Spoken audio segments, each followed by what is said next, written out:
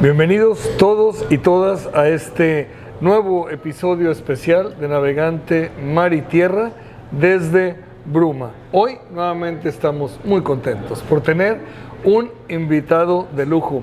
Él es el maestro José González Guzmán, psicoanalista. ¿Cómo estás, maestro? Muy bien, muchas gracias por la invitación, Carlos, y a ti y a tu audiencia, que es muy vasta y bueno, yo me considero un fan tuyo, ¿no? Muchas gracias. Igualmente, la verdad, estamos bien contentos de que estés aquí. Te estamos recibiendo en este maravilloso y totalmente nuevo restaurante Bruma, ubicado aquí en la Plaza Esmeralda. Con ellos hemos estado haciendo este feed para poder transmitir estas entrevistas, y estamos también grabando con el equipo de nuestra casa productora Xoloscuintle Studio, de mi queridísimo Moisés Robledo. Y bueno, antes de empezar te queremos obsequiar nuestra gorra. Sabemos de buena fuente que tienes una colección de gorras bastante grande. No hay país que no haya ido que no tenga una gorra, y esta pues obviamente va a ser una de las que voy a poner como de primer lugar. La verdad te lo agradezco. Luego si nos mandas una foto donde esté en la gorra estaría padrísimo. Para que hacer la gente no imagina cuántos países conoce el maestro, pero ahorita vamos a hablar de ese tema. Y bueno, antes de empezar, queremos recordarle a todos que visiten nuestro canal de YouTube, Navegante Podcast, en YouTube, en Facebook, y también que se suscriban al canal y que activen las notificaciones. Y bueno, tengo yo en mis apuntes aquí, me traje mi acordeón, fíjate, porque me está dando mucho miedo. Te voy a decir por qué me lo traje. Una vez por una investigación que hicimos, perfecto. Que ya sabes que pues se nos da esa parte, ¿verdad? Como todo buen periodista. Es correcto. Mira, fíjate, tengo yo que eres egresado de la Universidad del Noreste y que tienes estudios, eres psicólogo clínico por la Universidad del Noreste, tienes técnica y práctica de psicoanálisis por la UAT, pero dice que tienes especialidad en psicoanálisis por el Centro Freudiano de Estudios Psicoanalíticos. Correcto. Que estás diplomado en psicología criminal. Correcto. Que tienes maestría en terapia familiar. Correcto. Y también que tienes maestría en educación superior. Muy bien. ¿Te falta algún detallito? No, pero es que ya me estás poniendo, como te digo, ya me estás poniendo nervioso porque, bueno, ¿cómo le haces para obtener esa información? Ni yo la tengo. Fíjate que tengo más, tengo también aquí, a ver, que tienes diplomados en formación psicoanalítica, tienes, bueno, es que son un montón de cosas. Has impartido clases de teoría psicoanalítica, psicología clínica, psicopatología, teorías de la personalidad, técnicas de intervención en psicoterapia, taller de técnicas de la entrevista, ahí me da miedo a mí, teorías de la personalidad, entre otras. Has coordinado el programa de especialidad de psicoterapia psicoanalítica en la División de Estudios de Posgrado de la Universidad de la UAT. Tienes 30 años en experiencia en el tratamiento de enfermedades como nerviosismo, depresión, miedos, etcétera, etcétera, etcétera, etcétera. Y eres catedrático de la Universidad Autónoma de Tamaulipas por 30 años, ya más de 30 años, ¿verdad? Correcto. Y lo mismo en tu consulta privada. Por lo tanto, bueno, también tengo que has publicado algunos libros. Un libro, Freud y los desarrollos de psicoanálisis. Y algunos ensayos. Y ensayos, ¿verdad? Muy bien, o sea que bueno, eso es para explicarle a la gente que además de estar con un personaje muy interesante, estamos con un académico, ¿verdad? Alguien que se ha dedicado la vida al psicoanálisis, prácticamente a la psicología y en lo particular al psicoanálisis. ¿Dónde naciste, maestro? En el Distrito Federal. En 1958. Platícanos cómo estuvo, dónde estudiaste, en qué barrio te criaste en la Ciudad de México. Bueno, mira, una de las razones por las que llegamos aquí a Tampico, te estoy hablando cuando yo tenía 10 años. Okay. Mi padre, él era militar, y por razones de salud, pues, tú sabes que la Ciudad de México es por la altura, ¿no? Entonces él le dio varios infartos. Okay. Y el médico le recomendó que viniera, que se cambiara, se mudara a un lugar a la altura del mar, okay, a nivel del mar, porque si no, pues seguramente ya no iba a poder contar para el siguiente infarto, ¿no? Vale. Entonces mi papá tenía dos opciones, Acapulco o Tampico. Okay. Y escogió Tampico porque como él fue revolucionario en la época de Carranza, okay, él estuvo aquí peleando en esta zona de Tamaulipas y dejó muchos amigos en Tampico principalmente, y tomó la decisión de venirse acá a Tampico y pues se puso en contacto con estos amigos generales, etcétera. Mi padre fue capitán del ejército. Okay.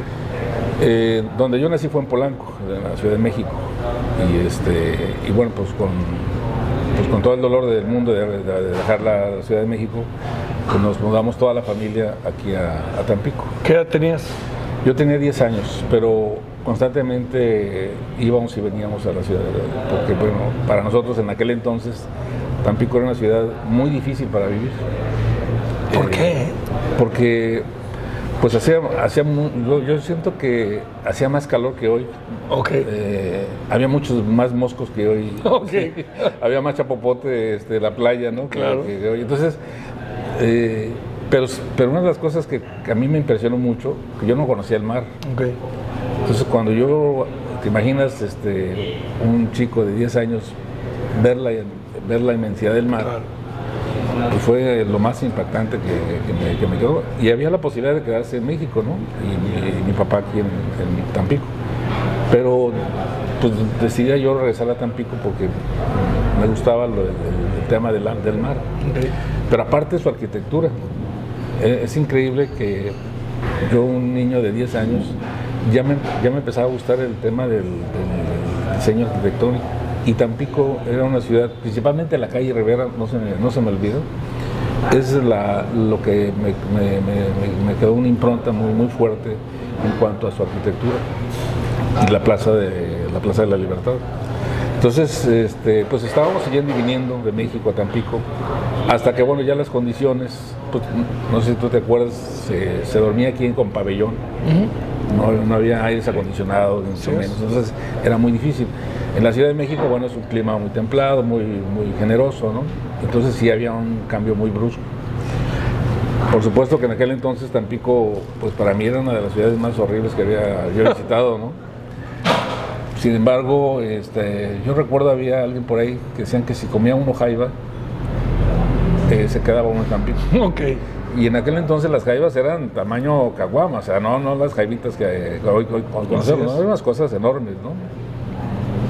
Y bueno, pues comí varias veces jaiba y pues seguramente por eso. ¿Te quedaste? Aquí me quedé. ¿Dónde estudiaste la primaria? Hay en México hay una primaria que se llama, a lo mejor ya desapareció, no sé, se llama tiene el nombre de un arquitecto, Carlos Ramírez Vázquez. Okay. Tengo entendido que es un arquitecto muy importante. Hasta ahí es lo que más o menos conozco, ¿no? La secundaria, aquí en la hice, la secundaria en la Vasco de Quiroga. Okay. Hoy es la escuela, parece que la prepa, donde estaba la normal superior, el okay. Tamaulipas, está a espaldas del seminario. Ajá. Entonces yo estudié en esa secundaria, en la Vasco de Quiroga, porque yo entré al seminario. Okay. De Tamaulipas. Órale. Y entonces los seminaristas nos inscribían ahí en la Vasco de Quiroga. Que por cierto, Chucho Nader y yo fuimos compañeros del mismo. Le mandamos un saludo claro, al señor presidente Chucho Nader. Excelente trabajo aquí en Tampico, ¿no? Ya estuvo en Navegante Podcast. Sí, pero sí, claro que sí. Y bueno, pues ahí hice buena parte de una carrera eclesiástica que fue pues, influenciada por muchas creencias religiosas que en ese entonces mi padre tenía, y que de alguna manera quería yo complacerlo, ¿no? Porque mi padre decía que él quería que en la familia hubiera un sacerdote, okay. Según para que salvara a la familia pues de todos los pecados, ¿no? Que pudiéramos haber cometido. Y bueno, pues yo obediente, pues me meto al seminario. ¿Y te graduaste? No, estuve como 4 años ahí. ¿Bastante tiempo? Sí, bastante tiempo. Oye, ¿te gustaba estar en el seminario? Fíjate que sí me gustó. Es más, quiero que sepas que ahí en el seminario había un rector, el padre Lorenzo. Yo creo que él fue el que me influyó en la decisión de que yo escogiera la carrera de psicología. ¿Por qué razón? Como te decía que para mí era una situación muy difícil tener que vivir aquí en Tampico. Y estábamos pasando por una situación difícil, familiar, ¿no? Okay. Entonces, de alguna forma me refugié yo en el seminario. Y el padre Lorenzo Cárdenas, que después fue obispo de Puebla, él era el rector de aquí del seminario conciliar, cuando en ese entonces estaba el obispo Arturo Simansky. Entonces yo tuve un contacto muy cercano, un vínculo muy cercano con él. Tan es así que me invitaba mucho al comedor donde comían los sacerdotes, okay. No donde comían los seminaristas, sino los sacerdotes. Era el VIP. Una cosa así, sí. Y tuve un vínculo muy, muy importante y que decidió el futuro de mi vida. Él era psicólogo. Okay. Él era psicólogo, también estudió filosofía, porque en aquel entonces se estudia filosofía. Hasta la fecha. Sí, claro, sí. De hecho, el IES tiene teología, así es. Y muchas de las cosas que él me hablaba, que me llamaba la atención, que más que consejos de sacerdote, me hablaba como psicólogo. Okay. Cuando yo tomo la decisión de dejar el seminario, por supuesto fue una decisión muy difícil, tanto para mí como para él. Tomé la decisión de dejar el seminario y continuar ahora sí que tomar mis propias decisiones. Termino yo la prepa y en ese entonces se abre en la UNE la carrera de psicología. Okay. Entonces, como te decía, creo yo que la influencia del padre Lorenzo pues sí pesó algo en mí y tomo la carrera de psicología en la UNE. Yo creo que fui de las primeras generaciones, segunda, tercera generación de psicólogos en la UNE. ¿Y cuál fue la razón de dejar el seminario? ¿Cuál fue el estudiar psicología o hubo alguna otra razón? No, porque yo entendí que la decisión de haber ingresado al seminario fue más que nada por una influencia de mi padre. Okay. No fue una decisión propia. Yeah. ¿Sí? No estuvo mal porque era una experiencia muy interesante. Te cuento una anécdota. Según yo en mis ideas decía, Señor, si tú quieres realmente que sea yo sacerdote, mándame una prueba. Yo estaba en la catedral y de repente se me acerca una señora, una indigente, y en ese momento pensé que me iba a pedir, alguna moneda, una cosa así, y no, resulta que ella fue la que me dio la moneda, me dio una cantidad de dinero. A mí me llamó la atención y eso yo lo tomé como una especie de señal. Uh-huh. Es algo que no se me ha podido olvidar y por eso ingreso al seminario. Okay. Pero ya como te digo, posteriormente ya me di cuenta por las reflexiones que me hacía este sacerdote.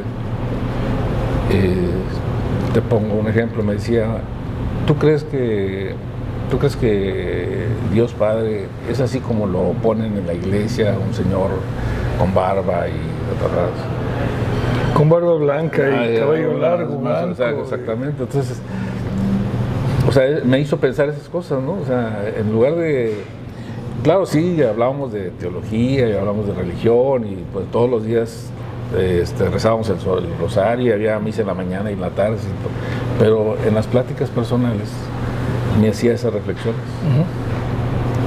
Y entonces eso de alguna forma me hizo como que pensar que podía yo tomar otras decisiones que no tuvieran que ver con la religión. Okay. Aunque no creo que haya sido la idea de este sacerdote. Y entonces por esa razón cuando salgo del seminario, que yo considero que para mí era muy difícil pues tener que guardar un celibato, ¿no? respeto, porque yo presencié varios casos de seminaristas, bueno, que pues no cumplían con esos requisitos, con alguno que otro sacerdote igual. Entonces dije, no quiero yo cometer ese error de terminar de consagrarme como sacerdote y luego al final arrepentirme, ¿no? Prefiero hacerlo mejor a tiempo y no cometer ese error. No me arrepiento de haberlo hecho. ¿Qué edad tenías? Yo creo como unos 16 años, por ahí, 6, 7 años, más o menos. Y después de ahí, bueno, se abre, como te comento, se abre la carrera de psicología en la UNE y entro a la psicología. Y ahí empiezo todo mi proyecto personal. Sabemos que te gusta mucho la Ciudad de México. Claro. ¿Por qué te gusta tanto? Bueno, porque es una ciudad cosmopolita. Es una ciudad que ahí están las raíces, ¿no? De nuestra raza.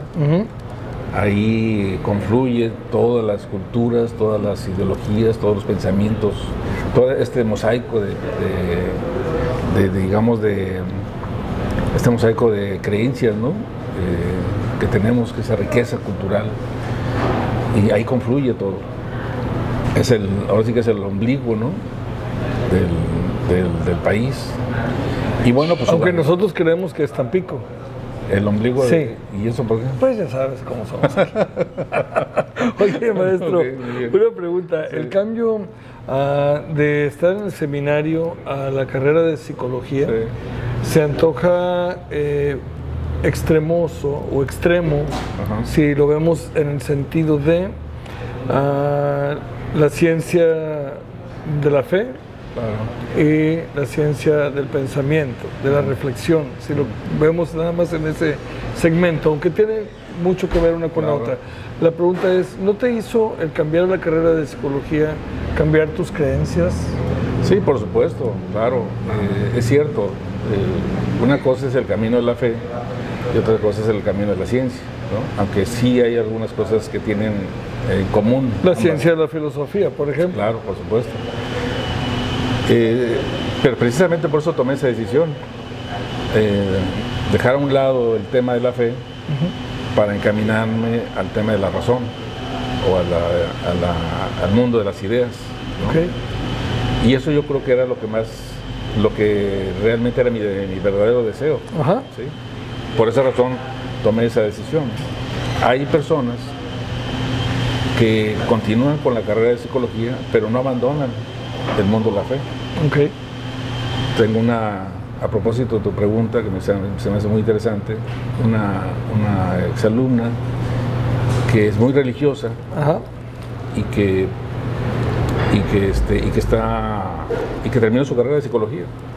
Pero cuando era estudiante o cuando iba a tomar cuando estaba en la carrera, le pregunté, oye, no hay una contradicción entre que seas tú religiosa y estés estudiando psicología, como lo que pasó con el rector del seminario, que él es sacerdote, bueno, ya seguramente fallecido, él era sacerdote, pero también era psicólogo.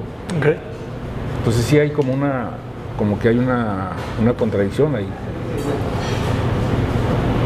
Después te voy si es que me preguntas por qué hay esta contradicción. Uno tiene que, como profesionista, tiene que saber tomar estos límites y en su momento decir si deja uno el tema de la fe o deja uno el tema de la ciencia. Pero no puede uno mezclar ambas cosas. Recuerdo que una de las frases de Jesús decía, o de Cristo, decía que no se puede servir dos amos a la vez. ¿Sí? Porque con uno estás bien y el otro estás mal. Y esto es más o menos lo mismo. No puede ser un científico o una persona que cree en la ciencia o en la razón y también tener estas ideas de fe, ¿sí? Porque entonces ya no hay una congruencia. Decía Freud que me estoy adelantando, a lo mejor. Decía Freud que el psicoanálisis no te quita lo ateo, pero sí te hace más congruente. Ya. ¿Sí? Entonces, yo creo que esa ha sido como que mi postura al momento que tomé el psicoanálisis como una formación personal. No dejo de ser católico, porque son valores de la familia, ¿no? Raíces. Que nos inculcaron, no los puede uno negar, ¿sí? Pero la concepción que tengo yo de la religión es muy distinta a lo que tiene un religioso. Okay. ¿Sí? Por cierto, yo creo que no tarda en salir una película que está basada en una obra de teatro que estuvo mucho tiempo en México. Se llama La última sesión de Freud. Ahí Freud es una ficción, nunca sucedió, pero en esta obra de teatro está Freud y un actor, un periodista por ahí, y él le cuestiona. Bueno, hay un debate entre ellos dos, entre Freud, él era ateo, y este periodista pues era católico. Okay. Y entonces hay un debate sobre la existencia de Dios. Uh-huh. Freud, por supuesto, pues, negaba la existencia de Dios, y este personaje pues decía que sí existía Dios. Entonces esa obra de teatro ya la trasladaron a la pantalla. Y por cierto, el actor es Anthony Hopkins, okay, que es el que hace de Freud. Y la obra es excelentísima, porque se plantea este dilema, digamos, filosófico, ¿no? Si existe o no existe Dios. Y bueno, entonces yo creo que para mí eso ya está resuelto. Ya. ¿Sí? Entonces ese dilema ya está resuelto. No dejo de ser católico, pero lo que la religión le llama fe, yo lo traduzco a través de un análisis racional. Vamos. Ahora que hablaste que mencionaste al gran maestro Freud, que más adelante me gustaría que comentáramos un punto, yo tengo una teoría al respecto, pero ahorita que lo mencionaste, tú eres un maestro muy conocido en la Universidad Autónoma de Tamaulipas. ¿Quién es Pepe Freud? Bueno, fíjate que ese mote surgió precisamente en la UNE. Ah, ok. En la UNE. Y porque yo en tercer, cuarto semestre, yo ya me empezaba a interesar por el psicoanálisis. Okay. Hubo una materia, se llama Teorías de la Personalidad. El autor se llama José Coeli, es un psicoanalista. Okay.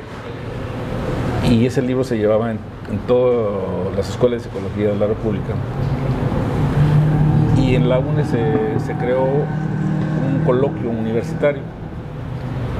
Y ese coloquio universitario invitó a este psicoanalista, a José Coeli, entre otros psicólogos. Y yo lo fui al aeropuerto a recibirlo, a José Coeli, que posteriormente él fue mi analista, José Coeli. Y bueno, entonces a raíz de eso yo ya empezó a empaparme más sobre el psicoanálisis, y en el coloquio yo doy una conferencia, dos más bien, una que se llama Sexualidad en la vejez, y la otra se llama Psicoanálisis a la caricatura de Superman. Hago un análisis. Psicoanálisis a la caricatura de Superman. Okay. Entonces, ya desde ahí yo ya empezaba a hacer mis pininos, ¿no? Como psicoanalista. Okay. O bueno, simpatizante entonces como psicoanalista. Y cuando los compañeros de ahí de la universidad, yo estaba en cuarto semestre, pues me empezaron como que a reconocer en ese sentido, porque en ese entonces la Universidad del Noreste era conductista. Okay. Para tu audiencia, posiblemente a lo mejor no están familiarizados con este tema de las corrientes psicológicas. Ajá. En psicología hay varias corrientes, es como la religión, hay varias corrientes religiosas. Okay. En psicología también hay varias corrientes psicológicas. Uh-huh. Entre ellas está la Gestalt, está el conductismo, el cognitivo-conductual, el humanismo, el psicoanálisis, por supuesto. Entonces yo adopto el psicoanálisis como, digamos, como parte de mi formación profesional. Ajá. y empiezo yo a documentarme sobre ello. Y un compañero de ahí de la universidad,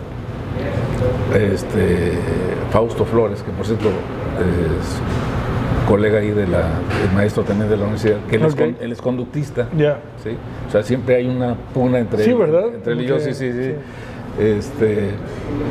Él fue el que me puso el mote de Pepe Freud. Ok. Y desde ese entonces, cuando yo entré a la UAT, todavía este maestro no estaba dando clases en la UAT. Ok. O sea, ahí no me conocían como Pepe Freud. Cuando él entra a la UAT, entonces él empieza a regar así, y entonces, bueno, pues de ahí todo el mundo me conoce como Pepe Freud. Hasta la fecha, ¿no? Hasta la fecha, correcto. Como Pepe Freud. ¿Quién es el militar que está en la fotografía de tu casa? Bueno, hay 3 militares en realidad. Oye, tienes muchos ojos. Se me hace que tienes contratado el Pegasus, ¿no? Me da pena, Sí, pero... Nada más para que te imagines. Sí, no, las que siguen. Salud. Sí, salud, déjame agarrar un poco de valor, ¿no? Porque no sé qué me espera después, ¿no? Voy a tener que decirle, ya córtale, ¿no? Estoy seguro que esta no la viste venir. No, para nada, pero... Mira nada más, hombre, ya empezó el chef a bombardear aquí. Es correcto. Perfecto. Excelente. ¿Y dónde anda el chef? Pásale, chef, por favor. A ver, Mira, te presento al maestro José González, el chef Rogelio Zacatelco.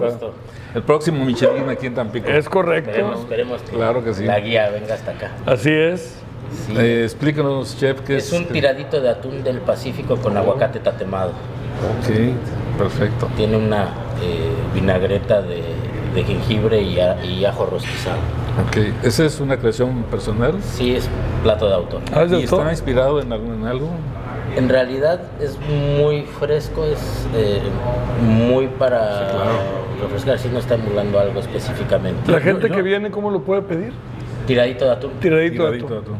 Yo veo una mezcla entre lo huasteco y lo tampiqueño, ¿no? Sí. O sea, digamos, que tiene que ver con el mar, ¿no? No sé, digo... Sí es muy del mar.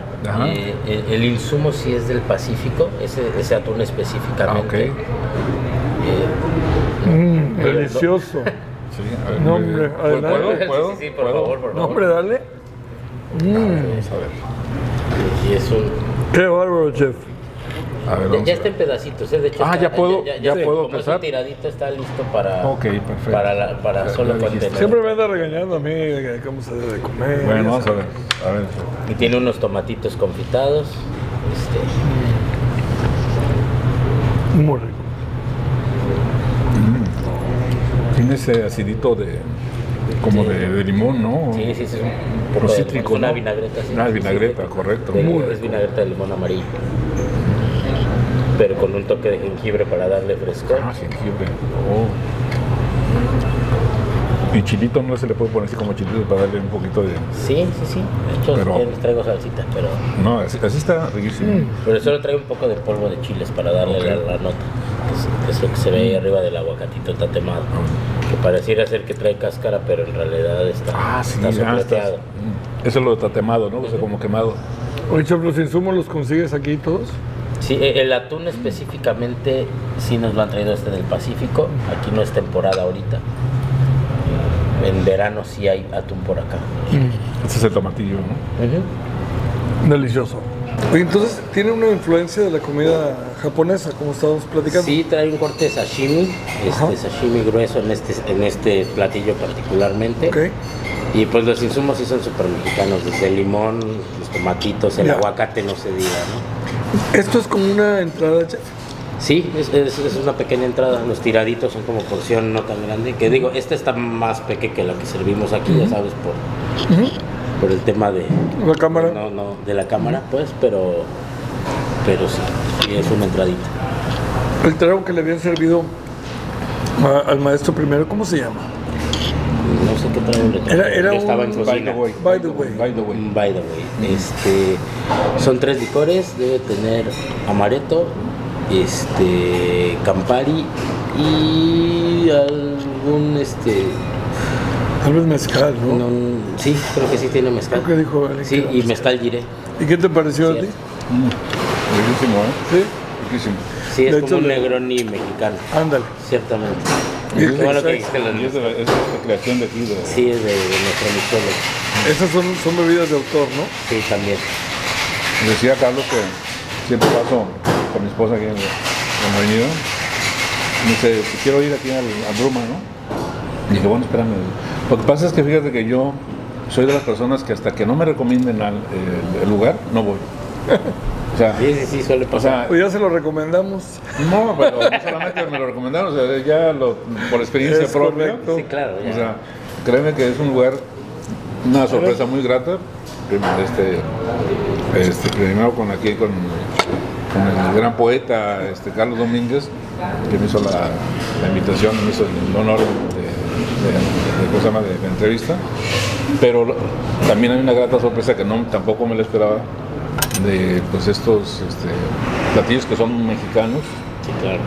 con un corte internacional, por supuesto. Sí, Y las bebidas muy de casa, ¿no? Muy oriundas de aquí de Tampico. Fíjate que me sorprendió la reacción del maestro con la primera bebida. Es que antes de que llegaras, de hecho no habíamos empezado a grabar todavía cuando Memo Mederos le invitó un trago. Le trajeron ese que te acabo de preguntar. Y su expresión cuando lo probó, volteó y le dijo, oye, esto está increíble, ¿no? Ya empezaron a hablar del científico mixólogo, ¿no? Sí, de claro. Bruma. Pero le comentaba yo a Memo y te comento a ti que el maestro ha viajado por 60 países aproximadamente. O sea, conoce Paladar. el mundo así, Extenso, sí, claro. educado. Y bueno, la reacción fue de haber probado algo nuevo, ¿no? Qué bueno. Al menos así No, sí, pareció. claro. Bueno, yo soy exigente, ¿no? Pero bueno, no quise que necesariamente tenga que comer platillos gourmet. Sí, claro, o sea, nadie lo hacemos, ¿no? Tengo estómago estándar, ¿no? O sea, mi esposa dice que tengo un estómago de molcajete, ¿no? Todo le entra, ¿no? Todo le entra. Pero como dice aquí mi estimado amigo Carlos, pues sí, he probado de una comida como mucha gente, ¿no? Comida en la calle, como bueno, en muy buenos restaurantes, ¿no? Así En es. Hong Kong, por ejemplo, en el Ritz-Carlton, tienen como 150 pisos, no sé si pisos más grandes. Hay un restaurante en la parte amarillo por aquí, ¿no? ¿O el maestro? De una vez explícanos. Sí, A ver, el por amarillo favor. es un cóctel preparado con un licor de hierbas, lleva crema de cacao blanca y lleva mezcal. Mezcal. Y esto es un piña alfalfa, es un mocktail, no lleva alcohol. Perfectísimo, muchas gracias. Pues vamos a probarlo, a ver qué nos El mandaron. único alcohólico soy yo aquí. ¿Es correcto? No, yo también, pero mi bebida está en la cocina. El chef no canta nada mal la música mexicana. Qué bueno que me acompañen. Bueno, los dejo seguir con la plática para hacer Muchísimas gracias, el chef. plato que sigue. Muchas Está gracias. muy rico eso, Gracias. Vale. Ve nada más, qué rico. Ah, su madre. ¿Qué tal está? Pues sí, el que me tomé es el By the Way, que me tomé ahorita estaba riquísimo, no, esto... Razón tenía Memo, ¿eh? Fíjate No, qué que bárbaro. debo ser muy honesto contigo. No acostumbro Sí. a anunciar nada que a mí no me guste. No lo acostumbro. La verdad es que he tenido la suerte de que nuestros patrocinadores sean negocios de alta calidad. En este caso, debo decirte que la comida de este lugar a mí me sorprendió. De hecho, cuando me invitaron a conocerlo, me dijeron, es un grill huasteco contemporáneo. La verdad es que el nombre me encantó. O sea, es muy, como que sofisticado, ¿no? Se me hizo muy interesante. Un Grill grill huasteco contemporáneo. Dije, bueno, la cultura definitivamente huasteca, la cultura huasteca definitivamente es algo que a mí me ha interesado muchísimo. Es parte de mi vida, de mi sangre, de mi historia. Y me encanta la idea. Ya cuando grill huasteco contemporáneo me pareció interesante, pero cuando hablé con el chef, con Rogelio, y me explicaba, me dice, mira, es una reconfiguración de los platillos tan pequeños, pues para ofrecer algo un poquito distinto, que la gente pueda probar otra cosa, ¿no? Claro. Y la verdad cuando lo probé me sorprendió. Estos mocktails que no tienen alcohol son deliciosos. Cuando tengas ganas de tomarte algo que no tenga alcohol, están increíbles. Este es como el tercero o cuarto que pruebo, y no hay queja de ninguno. Pero la comida, bueno, ya probaste el primero, ¿no? O sea, la comida, estoy ansioso porque te vas a sorprender, vas a ver los tacos, son algo de otro mundo. Pero bueno, volviendo a lo que estábamos platicando, entre lo que pude investigar, bueno, hablábamos de la foto de los militares, que ahí nos quedamos. Me ibas a... ¿qué pasó? ¿Hay algún...? Perdón, pensé que me hablaban. Algo se... No hay ningún problema, ¿no? Estamos funcionando con mira, perfecto. Ya te quitaron. Ahora sí que si quieres bajarlo, ya te quitaron nada más bájalo para allá. Ya te quitaron el cable. No te preocupes. Ok, excelente. Ya estás desconectado. Perfecto. Hablábamos de las fotos, hombre, cuando me estabas diciendo que tenía yo mis informantes muy cercanos. Sí, ya veo. ¿Quiénes son ahí en esas fotografías? Mira, son 3 fotos efectivamente que están ahí en tu casa. Gracias. Ahí bueno, yo creo que no nos alcanzaría el programa para explicarte, pero te lo voy a hacer de manera muy breve. Ajá. Cuando llegamos aquí a Tampico, era muy común los ciclones. Ajá. Era otra de las razones por las que no me gustaba Tampico, ¿no? Pero fue antes de que los extraterrestres se hicieran cargo. Antes de que vinieran, sí, claro, cuando no estaban los extraterrestres era un problema. Un desastre. Ya afortunadamente, qué bueno. Mi papá se trajo pues medallas y fotos de todos sus ancestros y de las batallas que estuvo, etcétera. Y muchas de las cosas se perdieron. Ajá. Dentro de esas estaban las fotografías precisamente de mi abuelo, de mi papá y de mi tío. De hecho, todas mis ascendentes han sido militares. Te estoy hablando desde la época de Miguel Hidalgo. El cura Matamoros, que fue algo así como el brazo derecho del cura Morelos. Ajá. Mariano Matamoros viene siendo como una especie de tatarabuelo, tatarabuelo. Okay. Desde ahí, desde esa época de la independencia, toda mi familia ha sido militar. Okay. Y bueno, para brincarme con las 3 fotografías, que es la donde aparece mi abuelo, Crescencio González se llama, fue general porfirista. Él fue uno de los que estuvo a cargo de la defensa contra los franchutes, que le llamaban, con los franceses. Okay. ¿Sí? Él expulsó a los franceses, bueno, tenía un batallón comandado por el general Ignacio Zaragoza en Puebla, y expulsaron a los franceses. Okay. Ahí está una de las fotografías de él, de mi abuelo. Otra de las fotografías es de mi tío, Francisco González Bauret. Él, fíjate qué curioso, él era huertista. Okay. Porque más o menos llevaban la misma edad mi tío y mi papá. Mi papá era carrancista. Algo así como el PAN y Morena, ¿no? Sí, claro. Una cosa así. Antagónicos, ¿no? Exactamente. Entonces... Enemigos. Enemigos, sí. Claro, bueno, obviamente nunca fueron enemigos, pero por razones del destino cada quien escogió estas fuerzas distintas, exactamente. No, al final, de hecho, me acuerdo muy bien que mi tío venía muy seguido a Tampico, al hotel La Sevillana. Okay. Ahí lo recibió mi papá. Y tenía mucha comunicación. Es otra de las fotos donde está mi tío, era oficial del colegio militar. Y mi padre, que era capitán también del ejército carrancista. Okay. Esas son las 3 fotografías. Las fotografías. Así es, correcto. Yo, entre lo que pude investigar, tienes unos estudios en el tema criminalístico. Así es.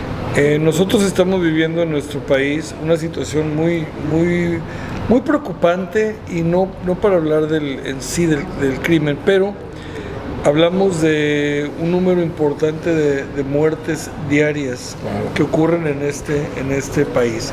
Lo que sí me interesa es la parte de cómo funciona la mente criminal Esta pregunta la traigo ahí guardada, haz de cuenta de saber que iba a platicar contigo desde el psicoanálisis, porque bueno, de entrada el tema del psicoanálisis en Tamaulipas es algo de lo que quiero que nos platiques.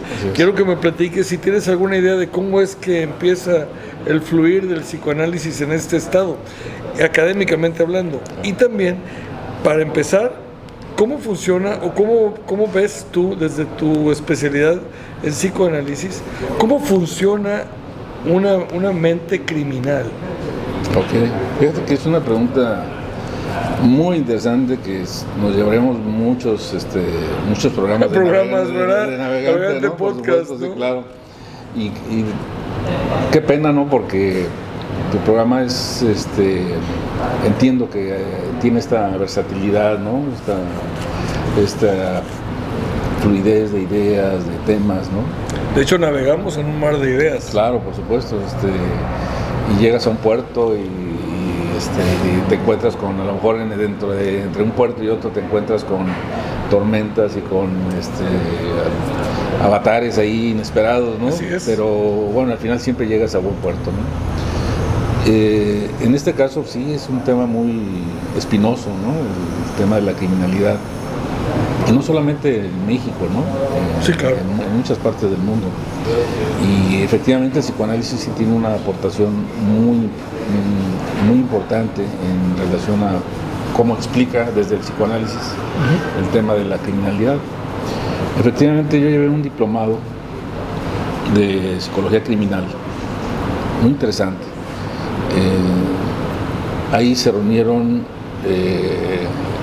criminalistas, como criminólogos, más bien criminólogos, psicólogos, médicos, abogados.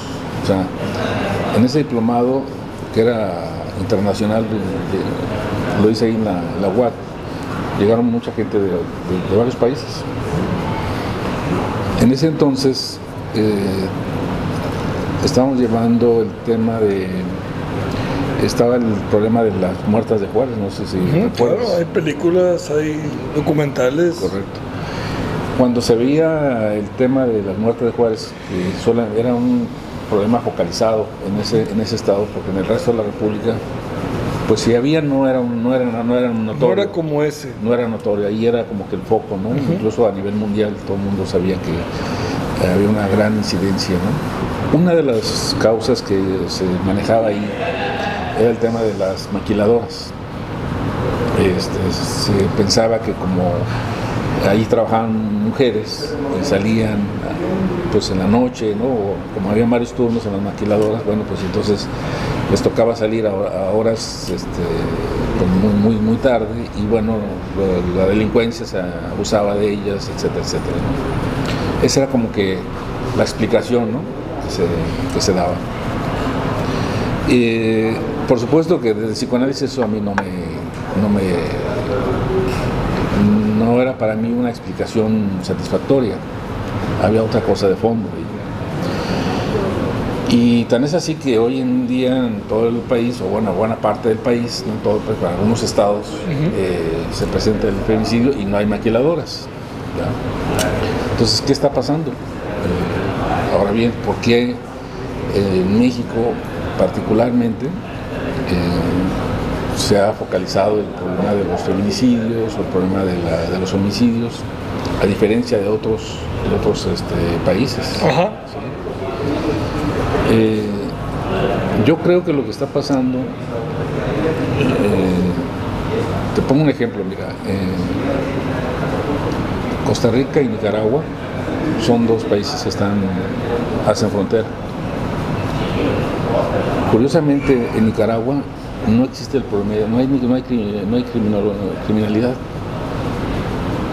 Y son países pegaditos. Ajá. Pero en Costa Rica sí. Nicaragua, tú bien lo sabes, tiene un régimen socialista. Y Costa Rica no. Costa Rica tiene un régimen, pues que es un país que está como controlado por los Estados Unidos. ¿Qué pasa aquí? Aquí hay algo que llama la atención. porque en un país socialista no hay criminalidad, y en un país que están contiguos sí hay mucha criminalidad. Te pongo otro ejemplo. En los países musulmanes, donde se critica mucho el hecho de que hay mucha misoginia, no hay maltrato a las mujeres, principalmente por su forma de vestir. Llevan atuendos, ¿no? Que los tapan hasta la cara, ¿no? En Marruecos me acuerdo que en una ocasión una señora que estaba tapada, pues mi curiosidad fue preguntarle por qué llevaba tapado. Y bueno, pues como todo buen comerciante, pues me pidió una cantidad de dinero para poderme explicar por qué razón. Y bueno, ok, accedí. En estos países árabes es muy común negociar cualquier cosa, ¿no? Ellos todo lo ven en función del comercio, ¿no? Te platico una anécdota así muy chusca. Estaba con mi esposa, íbamos a comprar algo por ahí en una tienda y el árabe que estaba ahí me dice... ¿Qué país? En Marruecos. Me dice, oye, te compro a tu esposa. Dice, te doy 100 camellos por tu esposa. ¿Qué dijiste? ¿Y cuánto anda el camello, más o menos? No, es cierto. Un saludo a la señora. Un saludo, es broma. Le dije, oye, me parece interesante la propuesta, ¿no? 100 camellos. Digo, el problema es que, ¿dónde los pongo, no? ¿Cómo me los llevo? ¿Cómo los llevo? Sí. ¿Cómo le hago, no? Bueno, o sea, por darte una idea que todo se maneja en función del dinero, ¿no? Bien, entonces, cuando esta señora después de darle el dinero, me dice, bueno, mira, lo que pasa es que a nuestra religión no nos permite que exhibamos las cosas materiales, porque si tú exhibes las cosas materiales o presumes, o exhibes tu cuerpo como lo hacen los occidentales, pues entonces no hay posibilidad de que tú entres a fomentes un estado de espiritualidad. Okay. Lo cual me parece lógica, porque si yo busco presumir mi ropa, mi reloj, mis joyas, etc., pues voy a estar enfocado más a las cosas materiales que a las cosas espirituales o a las cosas que tienen que ver con una introspección. Entonces nuestra religión, eso es lo que por esa razón nos prohíbe, y entre menos exhibamos, obviamente solamente lo hacemos en la calle, porque en la casa pues ahí nos quitamos todo esto, pero nuestra religión lo que fomenta es la espiritualidad. Ahora bien, curiosamente, en esos países musulmanes no existe el feminicidio. No hay ese problema que tenemos nosotros en los países occidentales. Y eso que aquí hay derechos humanos y hay tantas cosas, instituciones que protegen a la mujer, etcétera, etcétera. Pero en el caso de esos países no tendrá que ver con la severidad de la ley y su aplicación. Claro, hay un estricto apego a la ley, hay un respeto por la ley. No es tanto que sea... Pero es que aparte las penas no son juego, ¿no? En Estados Unidos las penas son de muerte también, y sin embargo sigue existiendo... Pero ¿no será que la severidad de la aplicación en los países que hablamos ahorita es más... genera más ese cuidado de la población? Bueno, aquí es donde entra el psicoanálisis, ¿sí? Porque te acabo de poner el ejemplo, como en Estados Unidos, pues la pena de muerte o la cadena perpetua, pues, las penas son fuertes, severas. Son severas, igual que sucede en los países musulmanes. Okay. Sí, pues, les cortan las manos, los matan, etcétera, ¿no? Los ahorcan, sí, claro. Pero también acá en otros países existe eso, y sin embargo existe. Pero ¿por qué razón acá sí se respetan las leyes y acá no? En Occidente no. Bueno, ahí es donde entra ya la explicación del psicoanálisis de por qué hay mucha incidencia en la criminalidad en muchos países, principalmente que tienen influencia capitalista. Hay un psicoanalista, no sé si, también yo sé de cosas tuyas, que tú estás estudiando psicología. No sé si has escuchado un psicoanalista después de Freud, que es uno de los más reconocidos, se llama Jacques Lacan. Bueno, Jacques Lacan habla de los discursos, habla de 4 discursos. Uno se llama el discurso capitalista, uno de ellos. ¿Qué se refiere con el discurso capitalista? Bueno, el discurso capitalista no es el discurso que tienen los países musulmanes. El discurso capitalista es el discurso que tenemos nosotros occidentales. Okay. Es decir, que nuestro sistema de vida tiene que ver con el mercado, con el consumo de las cosas. Cosificar todo, es decir, todo es consumible, hasta el ser humano.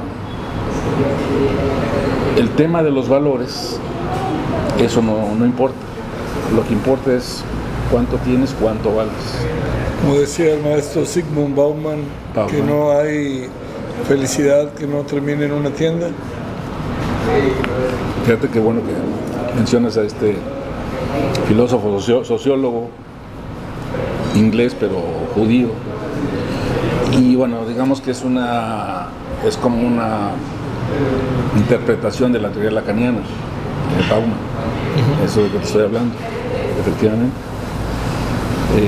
Él habla de una realidad líquida. La realidad líquida es la forma en que el sistema capitalista o el neoliberalismo nos ha estado conduciendo. El tema del consumismo. Y yo lo veo muy claramente en las consultas. Para darte un dato, el 90% de mis pacientes en estos 30 años que he dado consulta, con cientos, el 90% de unos 15 años para acá, 20 años para acá, son jóvenes. De los 16 a los 25 años. A ver, ¿por qué los jóvenes hoy en día padecen más problemas emocionales que las personas adultas? De hecho, la edad de los suicidas ha bajado.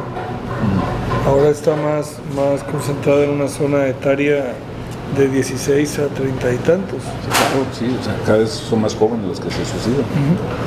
¿Por qué? Porque un joven, y uno de los problemas muy frecuentes que se presentan en la juventud es la depresión. La depresión, los estados de ansiedad y la desesperanza. Okay. Un joven de 18 años ya está pensando, ya está pensando en morirse. Siente que la vida se le acabó. ¿No crees que tenga eso que ver con aquella vieja terminología del asedia? El asedio, asedia se llamaba, ¿no? Esa pérdida de la esperanza, precisamente como que ven lejanas las metas, las ven difíciles de lograr y empiezan a quedarse sin esa alegría, ¿no? Por existir, pero tendrá que ver con la información. Mira, con la sobreinformación. Aquí viene lo interesante, de dónde viene el tema de la realidad líquida, ¿no? Porque el joven hoy en día, lo que tú bien dices, ve la meta, ve que una meta a lograr, o sea, se le hace eterno, ¿no? Cada vez más lejano, Cada vez más porque lejano. encuentra una cosa y ya está otra enfrente. Porque busca la inmediatez. Ajá. Sí, busca la inmediatez. Es decir, existe una primacía del goce, así le llamamos los psicoanalistas, una primacía del goce. O sea, para nosotros, hoy en día, a los jóvenes, les interesa gozar, no posponer el goce, el disfrute. Tú abres tu celular o bueno, cualquier joven abre el celular y enseguida encuentra la información. Tiene que ver con aquel experimento, se hizo famoso, de los niños que les ponían el chocolate o un dulce y le decían, mira, si no te lo comes hasta cierto tiempo, te voy a dar más. Y la mayor parte se lo comía rápido. Sí, por supuesto. Eso es lo que sucede, digamos, que bueno que pones ese ejemplo.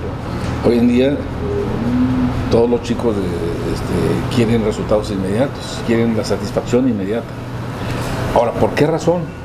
¿Por qué ahora se creó esa mentalidad? En la época de Freud, en la época victoriana, vamos,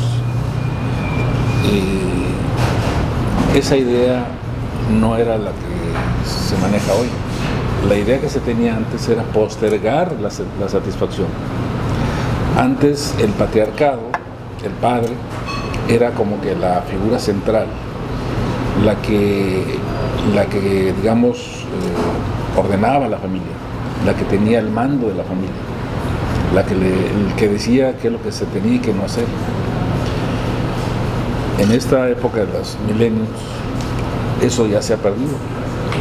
El padre queda como desfigurado. No hay esta figura paterna.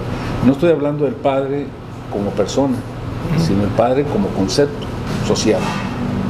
Es decir, ha estado desvalorizado la concepción del padre. ¿Por qué razón es importante la figura paterna? Repito, no la figura paterna en el sentido de la persona, sino la concepción, el imaginario colectivo del padre en sí. Antes se tenía respeto al padre, al sacerdote, al maestro, ¿no? A las figuras de autoridad, al policía, ¿sí? Que es lo que sucede con las culturas musulmanas. Hay mucho respeto en las figuras de autoridad. Okay. En el mundo occidental, en el neoliberalismo, la figura paterna se ha desvalorizado. Y al desvalorizarse la figura paterna, surge el deseo de satisfacción inmediata. El padre es el que posterga la satisfacción. Lo desvalorizas y ¿qué pasa? Que la satisfacción emerge con mucha facilidad. Por esa razón, la criminalidad se da con mucha facilidad, porque emerge esa satisfacción inmediata, ese deseo de querer satisfacerse de manera inmediata. Te secuestro, te mato para obtener el beneficio de manera inmediata. ¿Por qué? Porque no hay en su mentalidad ese padre que lo esté restringiendo, evitando. Por supuesto que hay países donde los sistemas de seguridad... Mira nada más lo que acaba de pasar. ¿Cuál sistema de seguridad? Aquí se violaron todos los sistemas de seguridad y el chef dice un momento, ¿qué es esto? Explícanos de nuevo a ver qué pasó. ¿Qué Es un taco de pork belly. Es un taco de panceta, de tocineta, hecho al pastor. Okay. No se puede ver. ¿Esto lleva limón, no lleva limón? ¿Cómo se hace? Limoncito ahí. Sí, que está, perfecto. salsita, Vamos a ver. Este es que es ceniza de cebolla. ceniza de cebolla. Eso no me la sabía. Ceniza de cebolla. ¿Y cómo se hace la ceniza de cebolla? Se pone a rostizar durante un par de horas, prácticamente a quemarse, deshidratarse, después se muele y se tamiza, solo para que sea muy fino. Vamos a ver. Ahumada y pues sirve también ornamental. ¿Y cómo se llama este taquito? ¿Cómo lo pedimos este? Es taco de pork belly, así viene que la verdad pues es un taco de pastor fresa. Y la tortilla es hecha a mano, Sí, imagino. claro.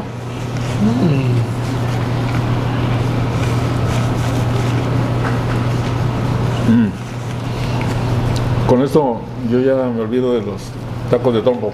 Un taco de pastor, pero un poquito con más técnicas. Lo tenemos, se pasa por horno, se termina en grill. La cebollita encurtida tiene un par de meses cuidándose para que tenga la tonalidad adecuada. ¿Sabías tú que los trompos no son mexicanos, Son árabes. son árabes? Claro. Pero ahí no los hacen con puerco, los hacen con Cordero. Correcto. No sabía nada de eso. Y en Puebla fue donde hubo la maravillosa idea de migrarlo al cerdo y es un plato poblano. ¿Esas salsitas de qué son, chef?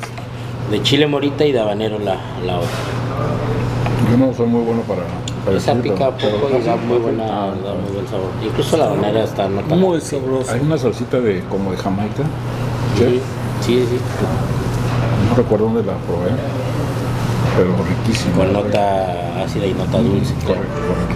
Me recordó mucho Vamos a ver. Este es de tomatillo y chile morito.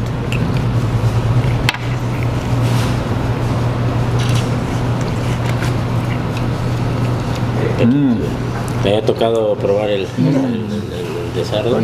¿Dónde estudiaste? En Ensenada, Baja California. ¿Eres de aquí también? De Ciudad de México, mi familia de aquí. Son paisanos, son paisanos, por eso Toda mi familia se ven materna con es de aquí, agrado. Yo soy de pero yo soy de también. Ciudad de México. Es la primera vez que vivo. Si quieren me largo. ¿Sabes? No, si gustan me largo, porque yo digo, ¿cuál es el problema? Para dejarnos conversar entre chilangos, no hay ningún problema. Cuando yo llegué aquí a Tampico, ¿sabes qué nos decían? Haz patria y Otra y mata. No, qué mal. Lo escuché en Ensenada también. Ya de que aquí nadie me ha dicho algo así, pero me tocó escucharlo. No, allá. a ti O te sea, tocó la parte, ya blandea mucha gente de aquí, ¿eh? Gracias. No, tú ya caíste en blandito, pero cuando yo llegué, bueno, te voy a contar otra anécdota. En la secundaria, en la primaria, perdón, recién llegado aquí, secundaria, no, primaria, sexto año primaria, en la Zaragoza, en una de Zaragoza, había un chavo, un árabe, tan pequeño, ¿no? Nader, se pedía Nader, me acuerdo, que es hijo del doctor Nader. Bueno, yo los voy a dejar. Ya se puso celoso. Te voy a decir la verdad, amigos, no veo qué hago aquí. Voy a dejar a los señores de la Ciudad de México que conversen sus experiencias. Te digo, no puedo hacer se va a nada, llamar Chilangante Podcast. Chilango Podcast. Chilango Podcast. Es cierto. Bueno, yo creo que Adelante. tienes que hacer un programa aquí. No, si ya lo tenemos mega hablado, pero vieras no. cómo se pone sus moños. No. ¿En serio? Cuando Vieras, no creo. siempre al aire dice claro cuando gusta. Después, no, mira, vamos a hablar porque no sé qué, que tienes que hablar con la administración, ya sabes. Sí. No. Síganos contando, maestro. No, tienes que hacer un programa. Yo mientras me como mi taquito. No, ¿Qué pues, pasó en la escuela Zaragoza? Dígame. Bueno, pues. Déjame primero deleitarme con esta ricura. Me quería hacer bullying. Que porque era chilango. Claro. No, el que chilango de la chingada. No, pues órale, nos vemos a la salida, ¿no? En aquel entonces, ¿te acuerdas? Sí, sí, claro. Nos vemos a la salida, órale. No te cuento cómo pasó el asunto, pero al final nos hicimos grandes amigos, él y yo. Grandes amigos. Oye, y hoy es presidente de... no. No, bueno, Chucho Nader, te digo que fuimos compañeros de secundaria. Ajá. Ok. Pero sí, batallé mucho aquí en Tampico para adaptarme, vamos. Hoy eso ha cambiado, la verdad, Completamente, ha ya, cambiado es otra cosa. tremendamente. Hoy ya como que hemos todos entendido. Creo que no todos fuimos presas de esas ideas. Qué bueno. Tenemos grandes amigos en todas partes, ¿no? Claro, sí. Pero definitivamente que sí se generaban esas cuestiones.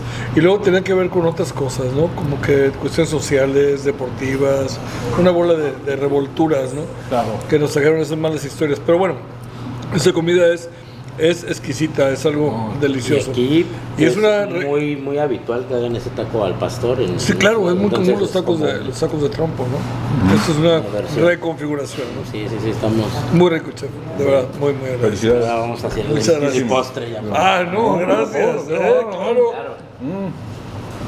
Muy excelente. Bien, estábamos hablando ¿en qué nos quedamos? Pues ya se me olvidó. La mente criminal, de hecho hablábamos de esa parte y nos fuimos hacia la cuestión de los jóvenes, de la necesidad de placer inmediato y de cómo de pronto eso favorece la criminalidad. Y hablabas de la figura del padre, de hecho estábamos ahí en esa cuestión. ¿No crees que tiene que ver también la parte de las creencias religiosas? Si fuera esto, en esos países musulmanes son muy religiosos. No, me refiero favorablemente, porque al no perderse la figura del Dios, Claro. tampoco se pierde la figura del Padre, de alguna manera, conceptualmente hablando. De hecho, Lacan tiene un ensayo que se llama En el nombre del Padre. Ok. Habla sobre un concepto que se llama la forclusión del Padre. Ok. La forclusión es un concepto del derecho. Se relaciona con algo que está, digamos, excluido. Forclusión significa excluir. Okay. Lo que pasa con las sociedades occidentales es que han excluido al padre. Okay. Es decir, no aparece como una fuerza de autoridad el padre. Okay. Las culturas tradicionales, como en el caso de la musulmana, o como en su momento fue en México.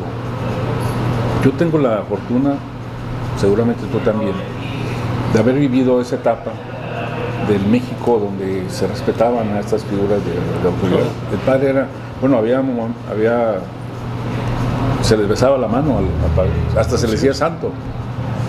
Al maestro era muy común, bueno, aparte del respeto que se tenía, recuerdo que le decían los padres a los maestros: aquí tiene mi hijo, haga usted lo que quiera con él. Yo llegué a ver, péguele si es necesario, corríjalo, castígalo, ¿no? Sí. Hoy no me toque usted a mi hijo porque sí. Derechos humanos. Así es. Entiendo que esta actitud podía justificarse por el hecho de que, pues, antes se pensaba que había esta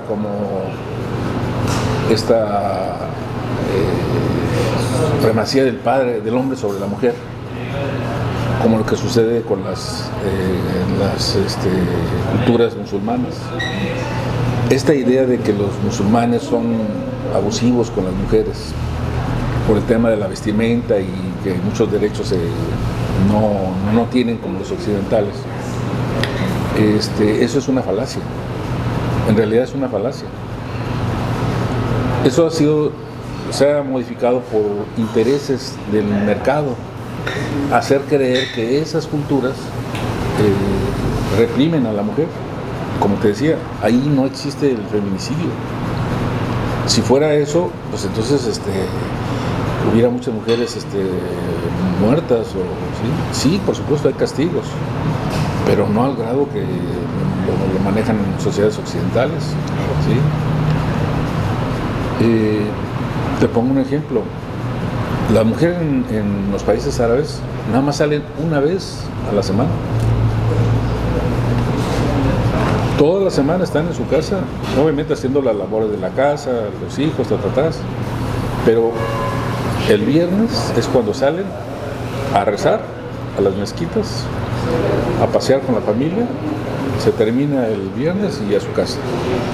La mayoría de las culturas musulmanas, los trabajos son hombres. Casi ves, en todos los negocios ves hombres. Es muy raro ver una mujer. Ahí está delimitado la función paterna y la función materna. ¿Y tú ves bien esa cuestión de la limitación del espacio público? Tiene sus pros y tiene sus contras. Como todo, ningún sistema es perfecto. No. Pero, a ver, aquí se tienen más libertades, la mujer tiene más derechos, exige, pues casi como si tiene los mismos derechos que un hombre. Entonces, por lo tanto, está sometida a los riesgos que cualquier hombre. Es decir, como un costo de la libertad, ¿no? Ese es el costo que se tiene que ahí tendría que venir el equilibrio de los responsables de la seguridad con los responsables de la educación. Correcto. Con los responsables de la familia. O sea, creo que aquí lo que tenemos mal hecha es la mezcla, ¿no? Bueno, te pongo otro ejemplo. En Islandia. Ahí, desde muy pequeñitos, los van educando de forma igualitaria. Ahí se les creó ya la idea de que un hombre y una mujer son iguales. Okay. Eso me parece perfecto. Ellos tuvieron el mismo problema que nosotros estamos padeciendo. Había drogadicción, había homicidios, igual de grave que tenemos nosotros.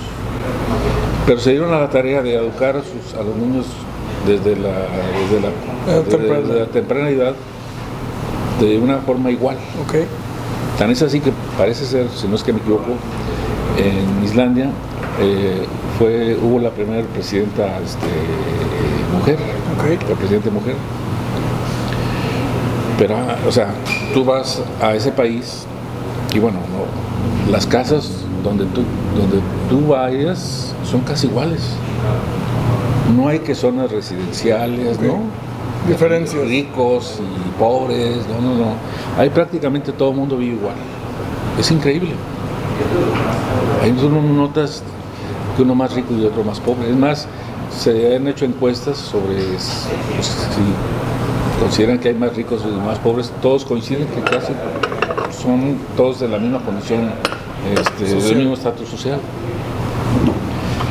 Para que te des una idea de cómo han crecido y cómo han creado esa mentalidad de igualdad. Correcto, hasta ahí todo perfecto. Hay un problema. Que hay mucha soledad. La gente no hay, bueno, un homicidio ocurre una vez cada 5 años. Pero suicidios es común, Todo el mundo se mata ahí.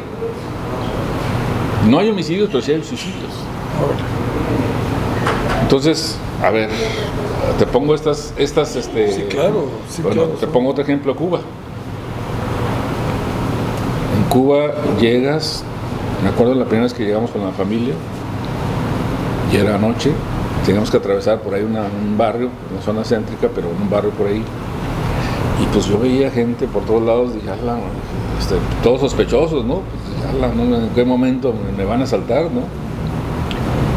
No, pues ya llegamos es una casa de unos cubanos que y al día siguiente que desayunamos le pregunté, oye, ¿qué onda con la seguridad aquí? Y dice, no pasa nada, puedes andar a la hora que tú quieras y no pasa absolutamente nada. Caray. Ese mismo día, en la noche, volvimos a pasar por el mismo lugar, ya con una actitud distinta, y ya empecé a observar, pues sí, había niños y todo tranquilo. A ver, explícame, cómo un país donde hay muchas carencias, donde hay muchas necesidades de todo tipo, alimenticias, etcétera, es un país muy seguro. Y la policía, pues son gente que tiene carros ahí de los años del comunismo, ¿no? O sea, me acuerdo de la marca Lala, es una marca rusa, ¿no? De carritos, se llama Lala. Viejitos. Mira nada más. Hombre, por favor. No hay alguien que nos explique. Mira, quiero explicar. A ver, otra vez, a ver, chef. Sí, tarta de temporada, es una tarta de ciruela. Tarta. Tarta cremosa de ciruela con un crumble de mantequilla, que es la galletita que tiene. ¿Cómo se llama el crumble? ¿Crumble? Y se escribe crumble, pero es crumble. Crumble. Oye, ¿y cómo se pide? ¿Tarta? Es tarta de temporada. Ahora sí que teníamos la de mandarina hace poquitito, que ya terminó, y ahorita es una tarta de ciruela. Qué barbaridad.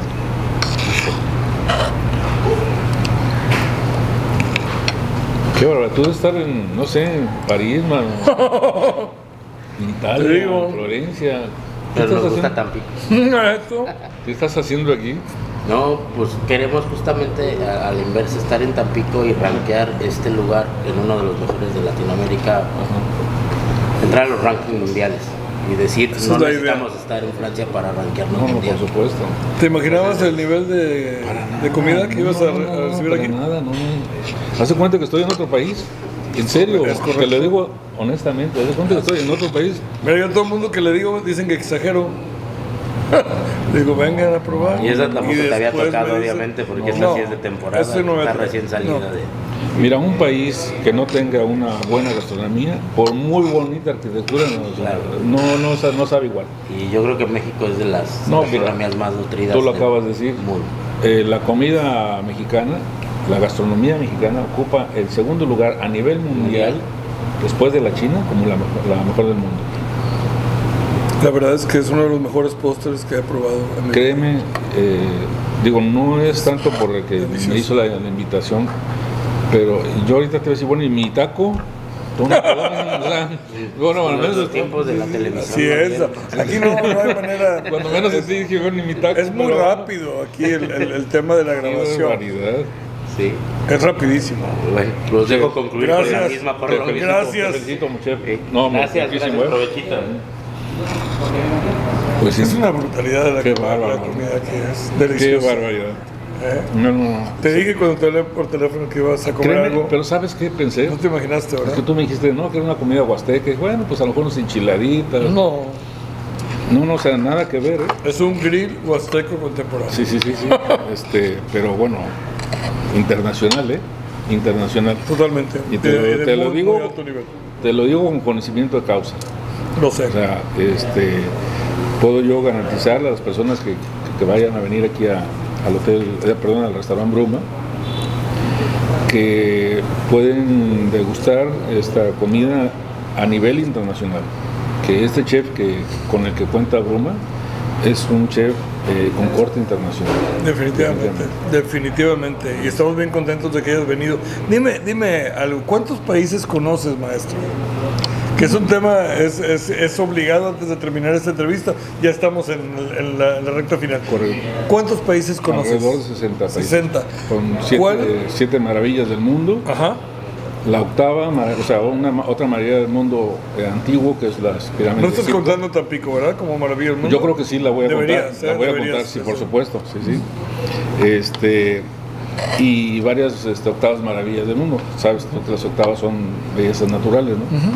Entonces, pues sí he tenido esa suerte. Ha sido como que Las dos preguntas de siempre, me imagino que te hacen. ¿Cuál ha sido el lugar más sorprendente? fíjate No, que- no lo dijiste hace rato, ¿eh? Sí. Lo ibas a decir, pero no lo dijiste. Eso es lo que me han preguntado muchas personas en diferentes partes del mundo. ¿Qué es lo más hermoso que he visitado? ¿Qué es lo que más? Bueno, mira, te puedo platicar que me puedo pasar un mes Ajá. hablando de muchas de las cosas, de las experiencias que he vivido en todos estos países. Y como le contestaba a Memo, y te respondo también a ti la pregunta, a lo mejor te vas a decepcionar con la respuesta que te voy a dar, pero yo creo que lo más, lo que a mí más me llama la atención de los viajes son las personas.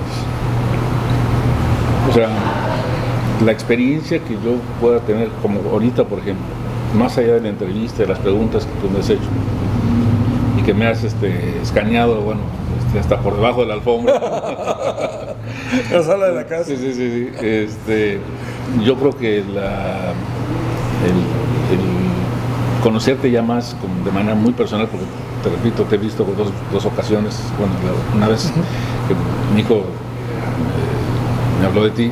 A quien le mandamos un saludo. Claro, por supuesto, y Pepe López, ¿no? Sí. Y ahorita, bueno, pues esta experiencia personal, este intercambio, ¿no? De afectos, ¿no? Yo creo que para mí es lo más importante. Ya. Y eso es lo que me llevo yo de todos los países, de todas las personas con las que yo convivo, de cualquier país del mundo. Te pongo un ejemplo. En Islandia, precisamente, era un día donde estaba nevando, un domingo, y dije, bueno, pues aquí ¿dónde vamos a salir? ¿No? O sea, no hay dónde salir. Y le pregunto a la señora donde nos estamos quedando en un Airbnb, le pregunté, oiga, ¿y qué se puede hacer hoy en domingo? Y me dice, no, pues ir a la alberca. Nevando. Sí. Dice, bueno, ¿cómo que a la alberca? Sí, tú. Sí, pues ¿cómo que a la alberca? Nevando y a la alberca, pues yo, pero ¿cómo la? Sí, es lo que hacemos los domingos, los islandeses, ir a las albercas. Puede ir al albergue y después a la funeraria, ¿no? Sí, bueno. Bueno, dice, bueno, espérenme, dice, lo que pasa es que las albercas son termales, Ok. ¿sí? Porque ahí hay muchas zonas Climatizadas. volcánicas y todo eso. Ah, ok. Y entonces, bueno, ok, perfecto. Ya entramos ahí, efectivamente hay muchas zonas, muchos lugares donde hay varias albercas de diferentes temperaturas. Y una de las cosas que más ellos hacen es precisamente eso. En lugar de ir a las plazas, como aquí hacemos aquí en México, se reúnen en las albercas. Ahí se hace vida social en las albercas. Haz de cuenta que tú y yo estamos platicando, pero en lugar de estar aquí en un buen restaurante, degustando una excelente comida con un excelente chef a nivel internacional, estamos tú y yo en una alberca, ¿sí? Con la nieve cayéndonos, pero con el agua calientita. Y es una experiencia increíble, de otro mundo. ¿Y qué es lo más raro que has visto en un país? Ya para terminar esta entrevista, lo más raro que has visto en tus viajes por el mundo. Por todos los continentes, porque ya los conoces todos. Hay muchas cosas raras, pero lo más raro te voy a mencionar algo raro que... en la India hay una ciudad que se llama Varanasi. Ahí en ese lugar está el fuego de Shiva, que es un fuego que está conservado de hace... ¿Es Varanasi? Varanasi, ¿verdad? Sí, Varanasi, sí, claro. Ahí fue... Es uno de los templos budistas más antiguos de la Tierra. El primero, creo. Esa ciudad fue donde Buda dio su primer discurso. Y está ese fuego, está en una especie de templo, por eso está el fuego que tiene años y no está permitido que ese fuego deje de prender. Y así ha estado prendido durante cientos, miles de años. Pues resulta que pues ves allá le llaman ghats, o sea, son como fogatas, no son fogatas, son como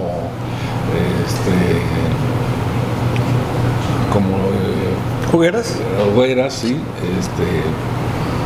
donde los indios, ¿sí? Llevan a sus familiares al margen del río Ganges y ahí los incineran. Entonces, pero incineran de 800 a 1000 cuerpos diarios.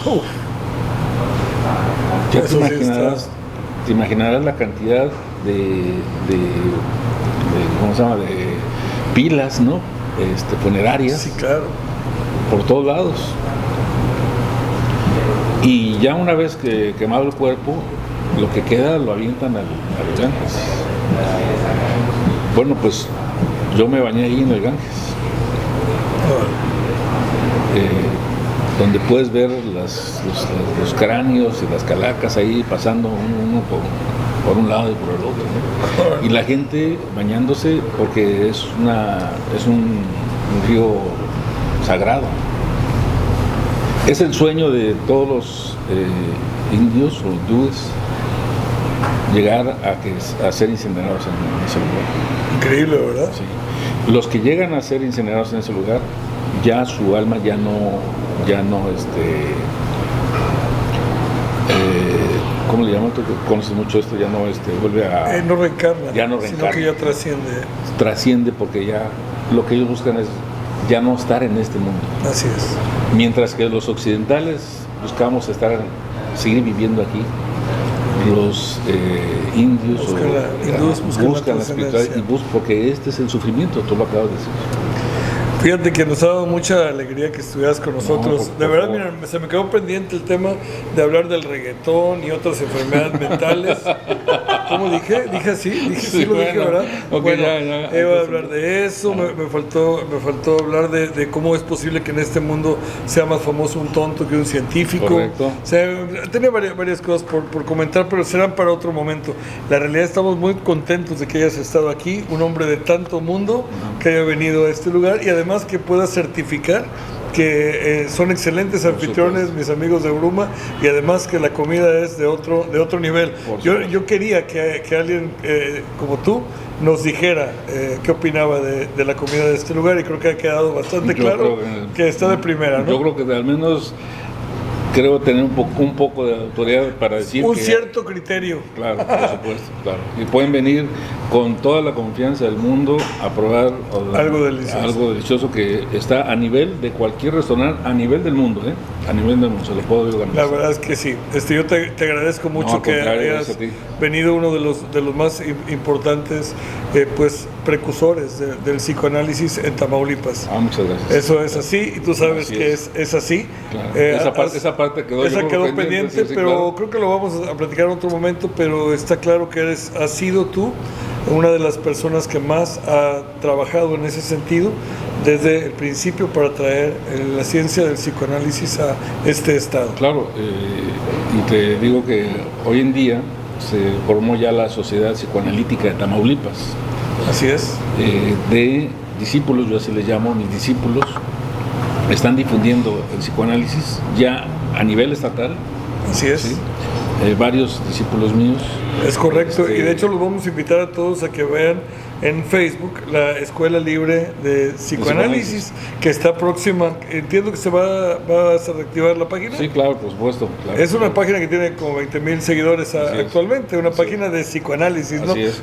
Amigos y amigas, muy felices de terminar este episodio de Navegante Podcast, que ha sido sui generis, ha sido algo distinto, porque hoy nos acompañó en esta mesa, en Navegante Mar y Tierra desde Bruma, el maestro don José González, estoy en otra cámara, don José González Guzmán, psicoanalista mexicano. Muchas gracias por estar aquí, muy honrados en verdad. Gracias. Hasta la próxima, amigos y amigas.